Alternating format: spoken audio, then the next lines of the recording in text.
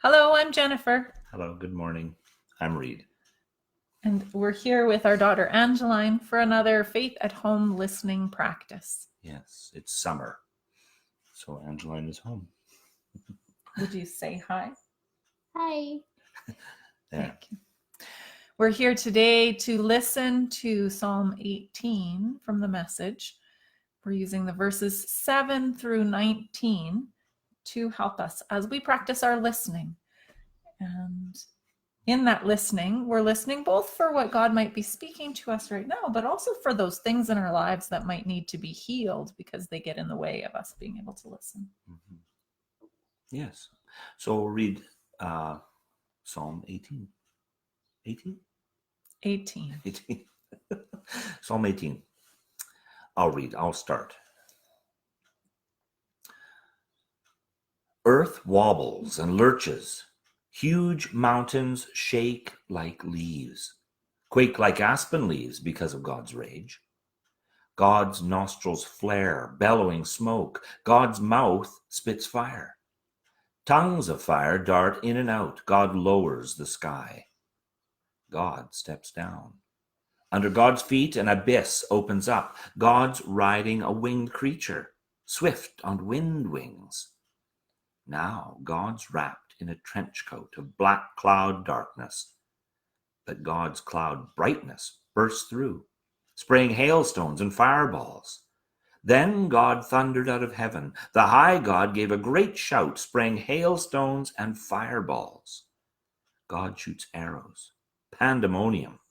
God hurls lightnings, a rout. The secret sources of ocean are exposed. The hidden depths of earth lie uncovered. The moment you roar in protest, let loose your hurricane anger. But God catches me.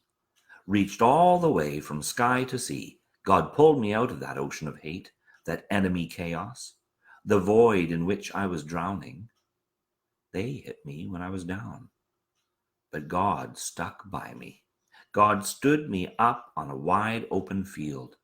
I stood there, saved, surprised to be loved.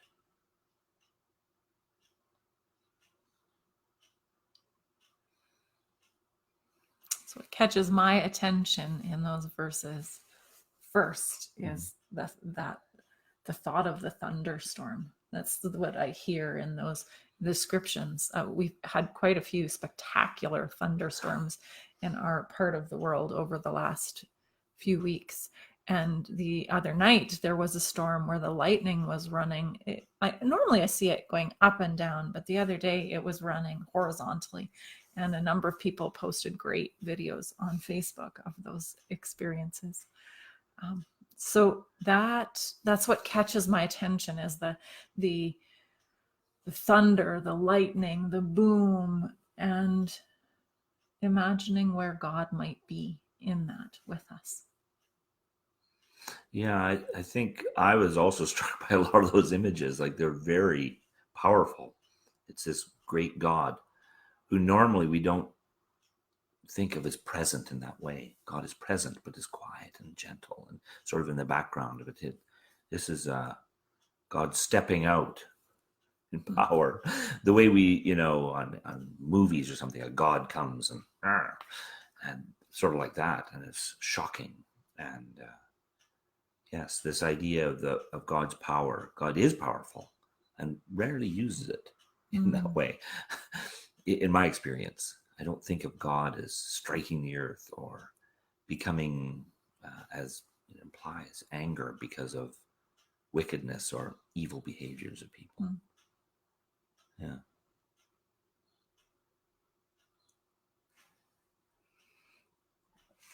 You don't have to say anything. It's okay. You too. You may, as you listen, have something that strikes you from those words or phrases, and you could either write them down for yourself or share them with us in the comments. That'd be great. We're going to read again, and this time we're listening for an invitation. Now, the invitation might come as a directive, an instruction. Oh, do this thing. But an invitation sometimes can come as a bit of playful curiosity or a surprise. Listen for what the life-giving Spirit might invite you towards using these words today. Earth wobbles and lurches. Huge mountains shake like leaves, quake like aspen leaves because of God's rage. God's nostrils flare, bellowing smoke. God's mouth spits fire.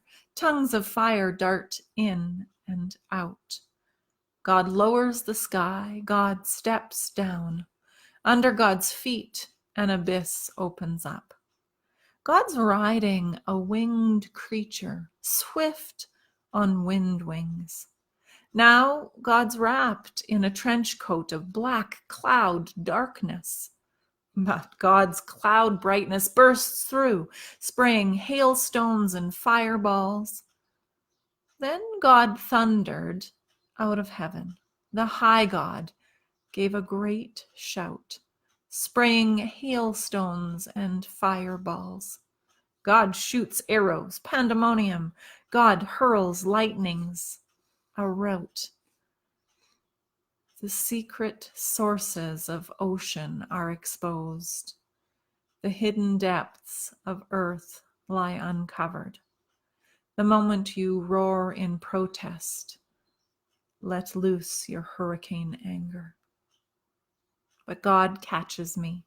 Reached all the way from sky to sea, God pulled me out of that ocean of hate, that enemy chaos, the void in which I was drowning. They hit me when I was down, but God stuck by me. God stood me up on a wide open field. I stood there, saved, surprised to be loved.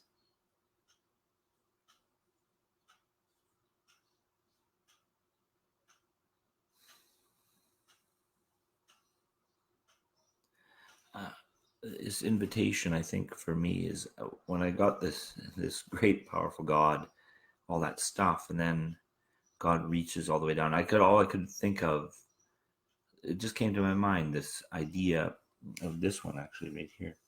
When she was little, and she'd go, "Up, Daddy, up, up. Carry me up, carry me up." Pick me up, Daddy. And she'd do that when she was little. She doesn't do that anymore. She's too big for that. But, well, she has asked. And she doesn't go up very high anymore. But I used to pick her right up. And it just made me think of that. This invitation, I think, for me, is that God is wanting to pick me up. And when Angie said that to me, if my hands are full, I couldn't. But God is always sort of like, yes, I want to. Just put your hands up. And God picks me up. The invitation is to be prepared or to get my hands up. Because God's ready to pick me up, I think. That's beautiful.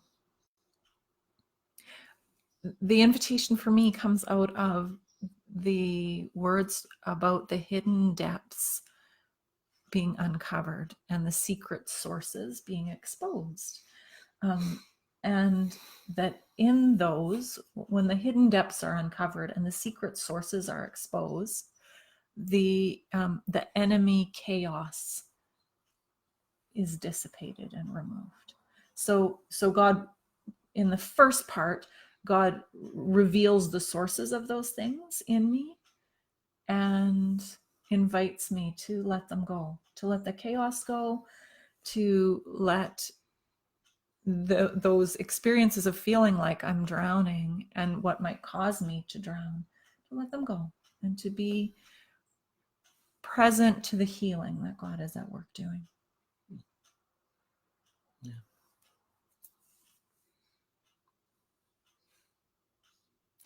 So I wonder if there are invitations that you experience as part of this, or things that surprise you. We'd love to hear about them.